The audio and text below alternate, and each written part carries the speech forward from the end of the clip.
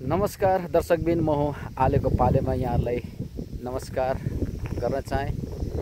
Finally म यस स्थानमा आज पनि भिजिट गर्न आइसकेको छु। यो हो इलाम स्थित किरात पार्क रहेको छ।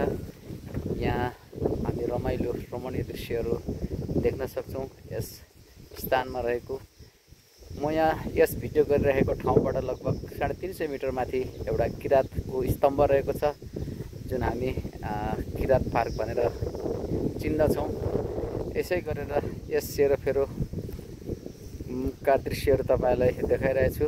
यस स्थानमा आउनुहुन, यहाँलाई एकचोटि भिजिट गर्न आउनुहुन हार्दिक अनुरोध गर्दछु। यसै गरी पारिरहेका ती रमणीय स्थलहरू देखिसकेका छौँ हैन। अब अर्को भिडियोमा फेरि यहाँलाई देखाउने नै छु।